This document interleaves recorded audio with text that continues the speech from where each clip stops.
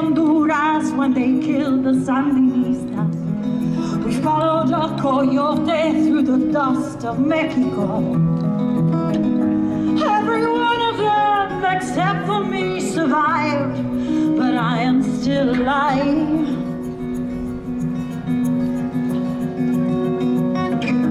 I was a healer. I was gifted as a girl. I laid hands upon the world. Someone saw me sleeping naked in the noon sun. I heard witchcraft in the whispers, and I knew my time had come. The bastards hung me at the Salem gallows hill, but I am living still.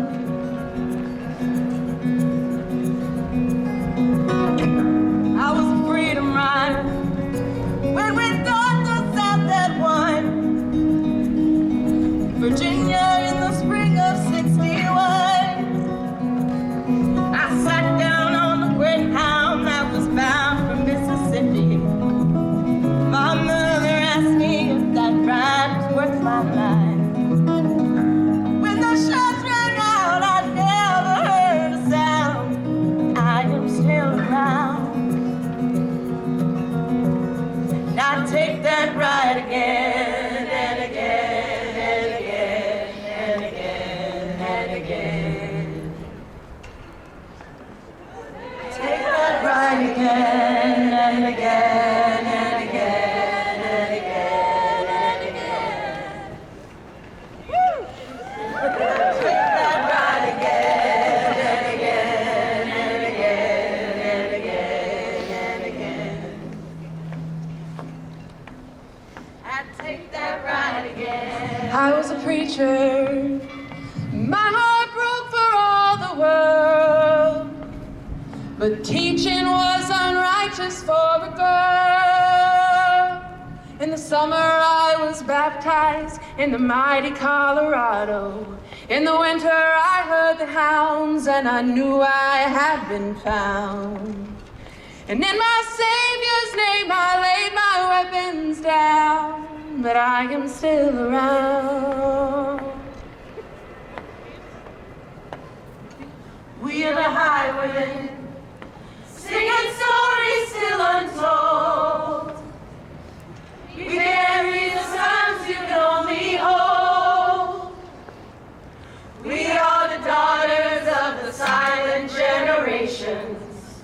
You sent our hearts to die alone in foreign nations. It may return to us as tiny drops of rain, but we will still remain. We may come back again and again and again and again and again. Yes, we'll come back again and again and again and again and again.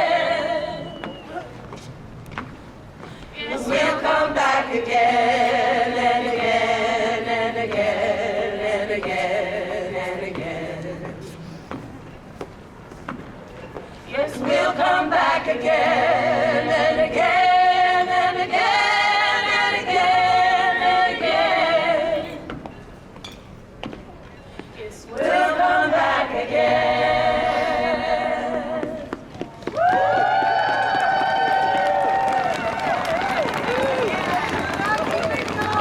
Just want to mention that a lot of the folks up here are campers at the Girl Rock Camp, and they have a showcase tomorrow at 5 o'clock? 5 o'clock at Rose Music Hall. They're all learning how to play instruments and write songs in a weekend. So come out and support them. I did not mention before, but many organizations have tables here. Also, Operation Safe Winter is here. Operation Safe Winter is doing the real work in our community to help those who are unhoused. If you ever want to take direct action, now is the time to do that. They're collecting monetary donations. There are also several drop-off spots in Columbia for things that they need, and you can hit them back at their table with those questions. We will have signatures on the Medicaid expansion after the march in the warmer spot, so come back and make sure you sign that. I'm gonna go, there's a lot we can say about these marches, but the biggest thing is that they inspire us all. It is cold. I'm gonna go ahead and just hand the microphone off to Shruti, who is one of the young people who are inspiring us by doing the real work. Thank you. Hi. Thanks everybody for coming out today. It's super cold, but I'm a high schooler at Rockbridge here in Columbia, and I've been working on a project for a while. So our school district is now the state model for providing free feminine hygiene products in their bathrooms. And we've been working on state legislation too, and now have a House bill signed and for session, for this congressional session, so we're making progress. But I just wanted to talk about the entire thing as a whole for some time. So when I was working on this project, I was discouraged by a lot of people, mostly teachers. And at first, I thought it was because of the stigma surrounding the entire issue. But over time, I realized it's more about my age. As a young person, a lot of times people don't really want to listen to what we're saying. We're considered to be ignorant or just saying that we're pointing out problems. And so we have school district administrations that don't really want to listen to what the students actually say. And I'm forever grateful to be in an administration where these types of people actually listen to what the youth have to say about their own community. And this is why this problem was even addressed. Nationwide, 1 in 5 menstruating teens don't have access to period products. 84% of these kids have missed school or know someone who's missed school because of this situation. And not a lot of people are doing anything about it because they aren't able to stand up for themselves and speak out. As youth in this society today, it's more important than ever to realize that we have to speak for ourselves. It's impossible to keep waiting for others to come up and say what we have to say. And that's what renders so many of these kids helpless at school, unable to actually go to class and just locked up in their bathroom instead. And thus, we need to take action and speak up for ourselves. Youth cannot be waiting for other people to speak up for them, and that's the only reason that we actually have to be able to take action for what we can do, because we can't wait around until someone else does it for us. So for anyone who's in the crowd today, just remember that you all have a unique gift of a voice, and you should be able to speak up for yourself. And I hope this crowd grows year to year with more young people showing up, representing their own issues that they're passionate for. Until then, we are a force to be reckoned with, and we have a lot more to get to, so I'll hand off the mic. Our next speaker is Bini Sebastian. Bini's community activist. She's a spoken word poet. She's a PhD student in counseling psychology, whose research interests include identity development, resilience, and belongingness among marginalized individuals. She's worked with K-12 students in various community organizations to improve mental health using contemplative practices such as yoga and mindfulness. Bini is passionate about working with others to achieve collective healing and liberation. Please, warm round of applause, warm round of applause. Hello everybody, thank you for having me. September 2019 was the deadliest single month for shootings in Colombia since November 2000. The violence continued into October with the murder of 13-year-old Dejon Harris. Many of us can't imagine what it's like to lose a loved one to gun violence. And although we are here in the name of change, collective healing, and liberation, some of us may seem not to care for certain social issues, such as gun violence, until it impacts us directly. We need to bring into our hearts, the mothers, fathers, siblings, cousins, and friends of loved ones of those affected by gun violence. I would ask us to contemplate whether or not we can feel the pain as if it's our own. And because all systems of oppression are interconnected, we need to acknowledge that each of us plays a vital role in this process of change. I was asked to speak about gun violence in Colombia, and I will speak on this issue as somebody who has served others affected by gun violence, not as somebody who has directly endured it. I've spoken many times with Quendo Harris, the older cousin of 13-year-old Dejon Harris, about ways to address the issues directly and indirectly. And these issues include topics such as mental health, racism, domestic violence, access to resources, and more. It did not take long before Quendo and I realized that although we come from two different worlds, there is a lot we can learn from each other and our experiences and knowledge. I remember telling Quendo that I did not want to intrude because I was not a victim of gun violence. I told him that I did not know exactly how to help the community, and he looked at me in my eyes and paused and said, "You have been given opportunities and you need to use them." He was right.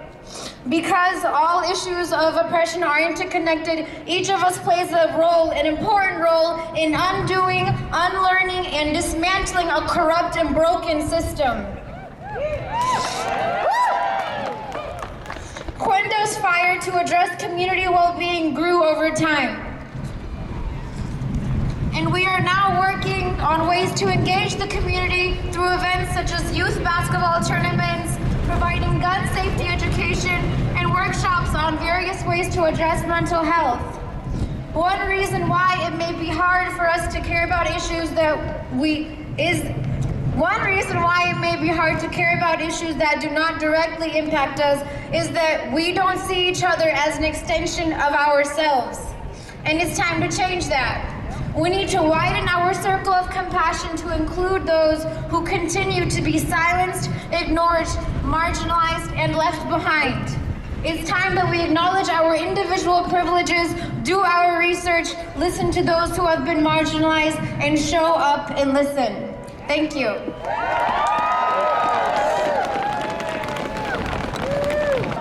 Events like this, they take a lot of volunteers, so I want to thank those. They also do take money. We had to pay for permits and sound equipment and things like that. We do have people circulating with solidarity buckets. If you feel moved to give any donation to that, you can put it in those buckets.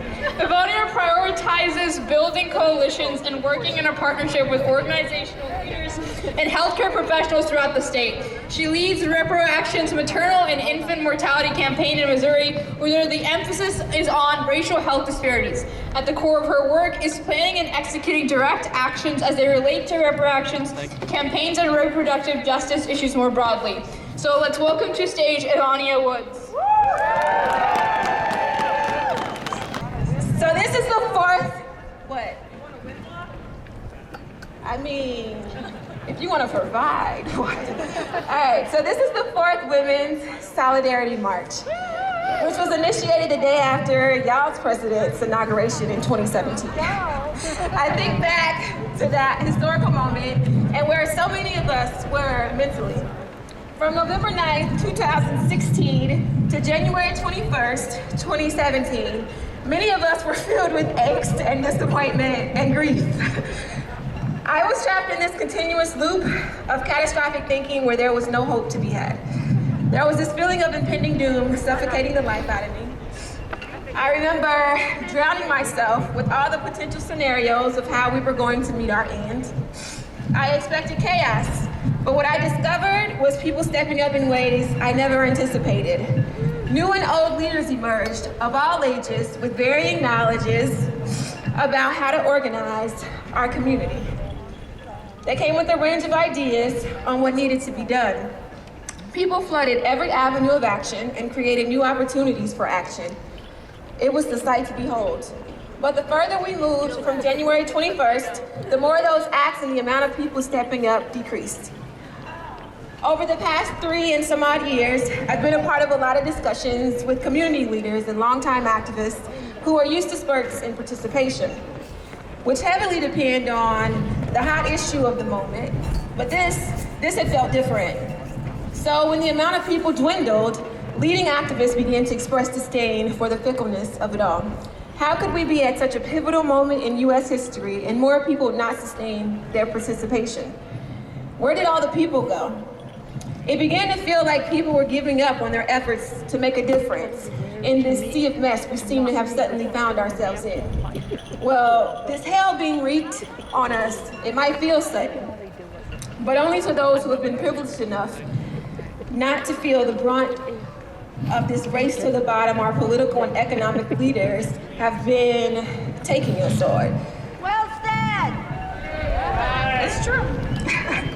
Now that the bottom has reached what used to be the white middle class are now responding like the nation's moral compass they have painstakingly painted themselves to be.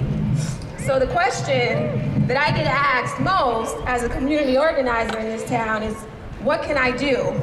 Which tells me two things. One, that the want is there. And two, that educated and capable people are pinning their lack of participation on ignorance. But y'all, it's been over 3 years, okay? 3 years of watching. Oh my gosh.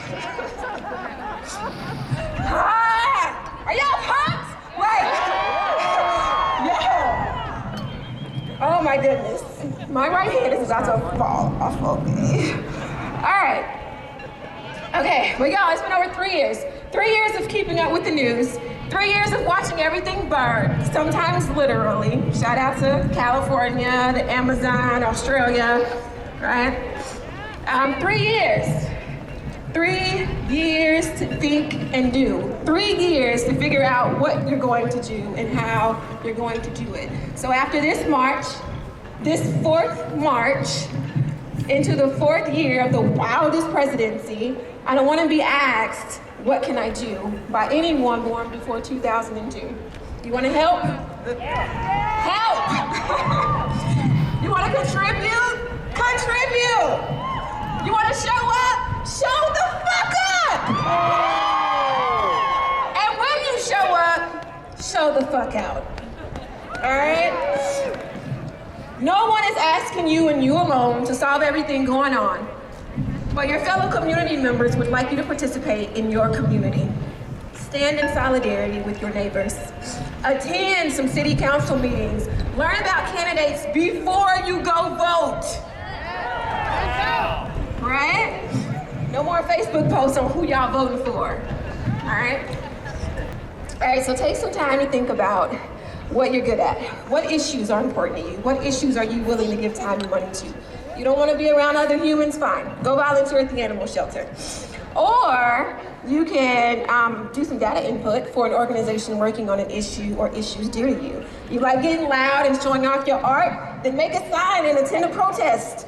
Other people should not have to do the work of figuring out where your place in all of this is, but do know that you do have a place, you do have a role to play. You don't always have to be in leadership positions or visible or the person who's in control of determining what it is that's going on. But, okay. Whew. You don't have to overcommit yourself to be a part of the resistance, is my point. Yeah, you can resist from the sidewalk or at an intersection, a march, a rally, such as this one, or at an elected official's office, but you can also resist from a coffee shop or your couch. What I do know is that we make time for things that are important to us, and that we all have to make time for this. Thank you. I have to deeply apologize to Eva. I promised her it would be warm. I asked her to talk. I definitely lied. Can we get up for a minute and just move around? A little just like Bini. Also, we do have ASL interpreters here at the front. To the right, we did not announce that, but they are here, and thank you to them. Stand up, move your arms around. Stand up, fight back. Stand up, fight back. Stand up, fight back. Stand up, fight back. Stand up, fight back. We do have voter registration there at the back. Do not forget to check your registration. And please, we have 2 great speakers. We're going to keep going. Stay warm, move around. We are all here. Shruti's going to introduce our next speaker. Our next speaker is Miss Laura Wacker. A longtime force in mid-Missouri activism, Laura is deeply involved in her community, from organizing Earth Day to serving on the boards of Peaceworks, KOPN, and the Heart Space Clinic. Here to talk about getting involved and how to stay motivated is Laura, and let's please welcome her to the stage. It's great to be here with all of you who have braved the elements to stand up for what you believe in today. It's been 3 years since we started this thing, and I guess we can proudly state that we are still here. No matter what they've tried to do to demoralize us, disempower us, or disenfranchise us, we are still here. And we're not going away until we can get this city, this state, and this nation to reflect the real morality, the one of compassion, the one of justice, and the one of peace. We have made great strides since 2017. 2018 election felt pretty good on many fronts. Even here in Missouri, we overwhelmingly passed initiatives to get dark money out of politics, to strengthen our unions, to raise the minimum wage, and to legalize medical marijuana. There was a lot of hard work done by many, and many who are likely here in this crowd today, who worked to educate the people that made those initiatives successful. We showed up, we made phone calls, and we educated our neighbors on what our world could look like when we all worked for each other and with each other. While we educated enough to pass some great initiatives, we still have a problem. We keep voting in the same people who don't want to represent us. We woke people up on policy, but not on policy makers. We as a state elected many of the same problematic policy makers back to Jeff City. And what have they done? They've continued to bring forth bills that would erase what we voted for. Lock them up, yeah. They want to strip clean Missouri. They want to keep their gerrymandered districts. They want to keep their lobbyist money and gifts. And they want to continue to let corporations have more power in Missouri than Missourians have. They continue to show us that they are not actually representing us. Boone County voted overwhelmingly for clean Missouri, but our state senator right here in Boone County is trying to help gut it. I ask you, is he representing us?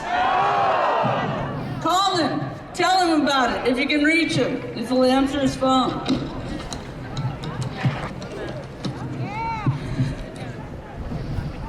We need to tell them that we knew what we were voting for. They think we don't know what it was about. We made a mistake.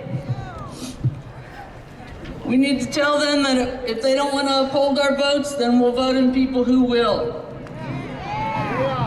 We need to continue to educate our rural Missouri friends on what concentrated animal feeding operations are and why they're bad for our communities, our farmland, and our rural livelihoods.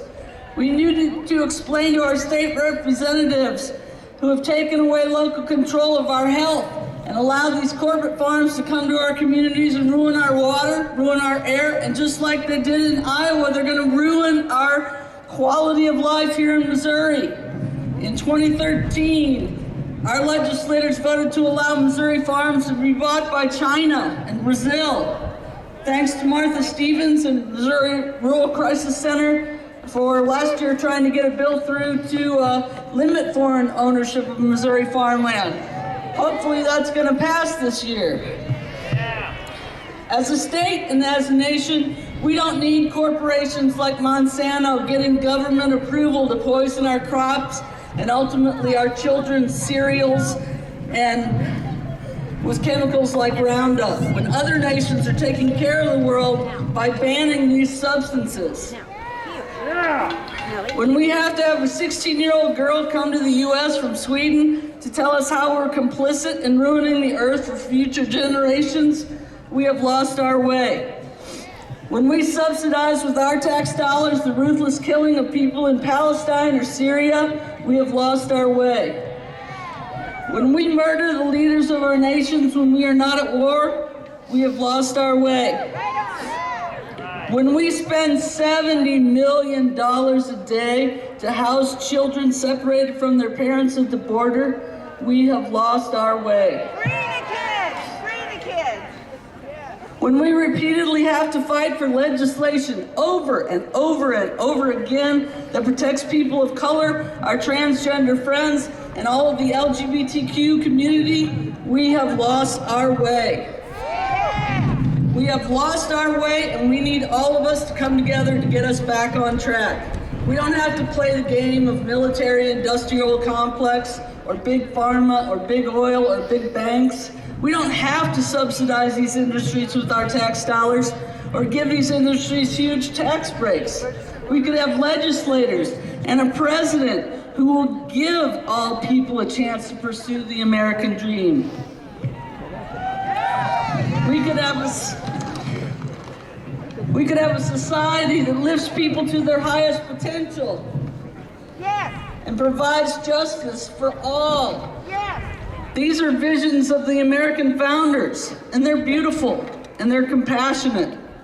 Complacency is our enemy, not other humans. We must stay active, continue to address the disturbing things coming out of Washington and Jeff City.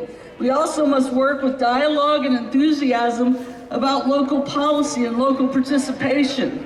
I don't have time to go into it today, but if you have not been paying attention to what's going on with the Columbia Public Schools, it's time to start. Suffice it to say that if you want all children to feel valid and worthy and equal without regard to gender identity, race, ability, or class, CPS may need some input from you. Please consider yourself part of our solidarity team. If you can't be in the street or helping to do this educational work, maybe you can participate by supporting the work of those who are working for the world that you would like to see. Join an organization, work for a candidate, inform your neighbors. We all have a gift to give, and our community will be richer by sharing and caring for each other. Thanks a lot. Right now, we are going to hear from the Reverend Molly Housh Gordon. The Rev is the minister of the Unitarian Universalist Church of Columbia, whose mission of courageous love, radical welcome, and deep connection powers a deep commitment to collective liberation. She is passionate about community organizing with Faith Voices of Columbia and invested in joyfully co-creating the world we dream of in the rubble of collapsing white supremacist heteropatriarchal capitalism. Please welcome the Reverend Gordon.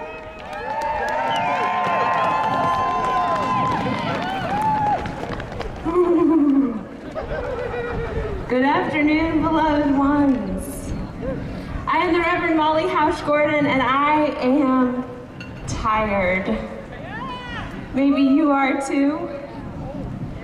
Maybe some of you are worn out because you are grieving deeply the loss of freedoms, the loss of our democracy, the loss of species, the loss of how you thought the world was, the loss of who you thought you were. Maybe some of you are run down from racist microaggression and macroaggression and threat, and maybe you are also carrying the exhaustion of ancestors who were enslaved and robbed of their very rest. Maybe some of you are exhausted from the grind of capitalism, working yourself to the bone for the right to live in dignity, the right you were born with, the worth that empire stole and tries to sell back to you. Maybe you are spent from surviving intimate or structural violence, or from day after week after year of holding your muscles sprung tight against the traumas of the world, vigilant and ready to spring into action.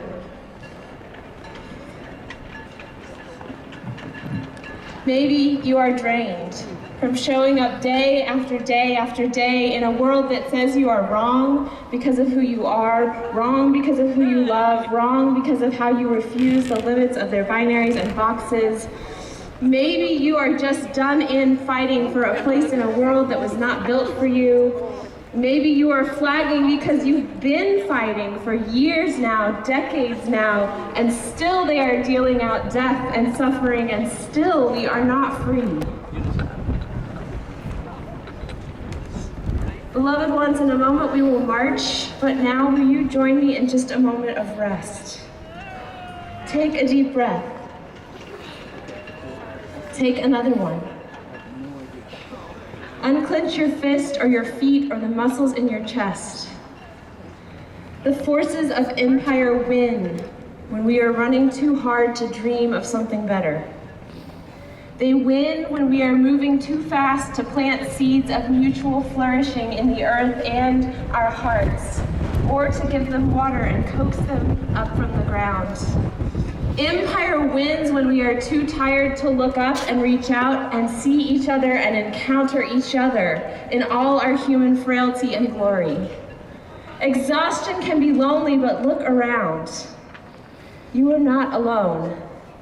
And you must know that in your bones if we are going to make it on the journey to liberation. So I invite you to breathe together and to attend with me for a moment to the world we are dreaming about when we rest. The world where we are all healed. The world where we are all fed and nourished. The world where we are all free and thriving. Here is a secret that I learned from organizing and from Star Wars. We are not going to win this thing by fighting what we hate. We are going to win by saving and nurturing and liberating and creating and enjoying what we love. We are going to win by loving more broadly, more boldly, and more extravagantly than our fearful and defensive hearts know is possible. We are going to win by robbing the empire machine of our energy and sending our power instead straight into the wild seedling visions of our community from the margins in. We are going to win by dreaming and by giving our energy and force of will to the dreams of those farthest from the center of the empire, those most capable of dreaming outside its logic. We are going to win by giving form and focus and resources to the dreams of trans women and Black women and Indigenous women and queer women and Muslim women and Jewish women and brown women and migrant women and poor women and disabled women and trans and non-binary folks of all genders. Cis men and fellow white people, this is not a loss of your dreams. It is an addition of untold richness and beauty. But there is a real question and challenge for our local movement community here in Columbia and mid-Missouri, whose dreams are receiving space and breath.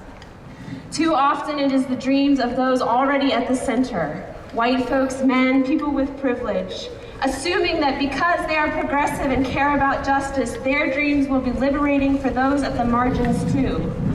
Assuming that their dreams are big enough for everyone, but that's not how it works. Cis men and fellow white folks, let us not fool ourselves into thinking that we can dream outside the ways of empire on our own, just as long as our analysis is sound. Our understanding is clouded by our proximity to structural power. We need the views from the edges to find our way out of this mess. And so it matters whose dreams we center. It matters who is leading the way. Whenever I am in a space that is led by those whose dreams are wilder and more free than I can manage on my own, I'm not tired anymore. My exhaustion melts away, and I glimpse what is possible and life-giving and whole. This is another secret that sustains me, a truth that is more beautiful than I am tired. The dreams of real freedom and thriving that our community seeks to nurture and grow, they are already alive all around us. Not once and for all, and not everywhere, and not all together, but in each moment, somewhere, for someone. This is where I find my energy even when I am tired. Knowing that somewhere in this community, a beloved, undocumented neighbor, who our sheriff detained and sent into the inhumane grip of ICE, is free today because of their own faith and their fierce family and a scrappy community of folks who dreamed that it would be so.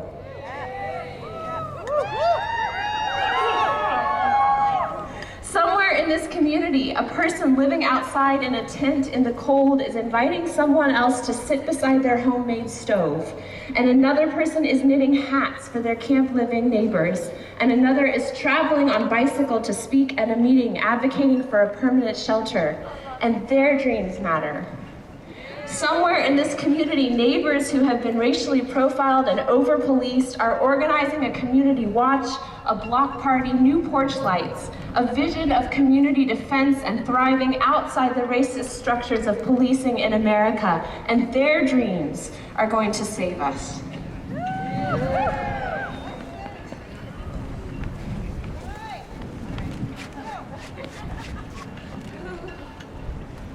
I'm surprised my fingers are warm enough to move the screen.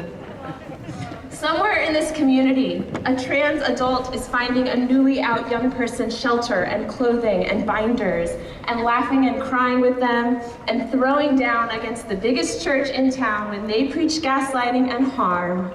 And that person's dreams are what's going to save us. There are 100 more stories like this, glimpses of the world we dream about in the one that is, moments of the beloved community that are already here.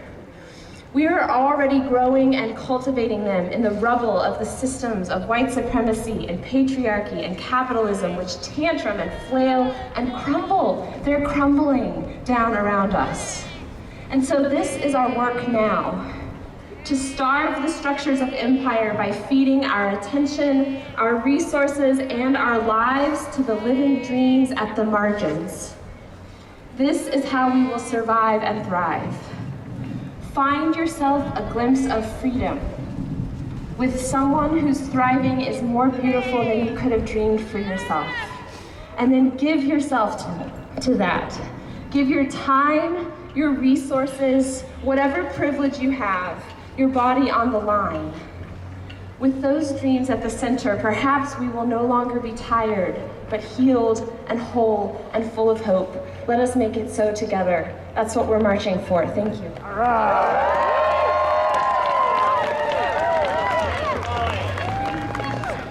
Thank you to Reverend Molly for ending our program with such an inspiring high note. And thank you to all the speakers who took time out of their day to stand here in solidarity with our community. Can we please get a cheer of thank you for everybody who spoke today? We are ready to march again.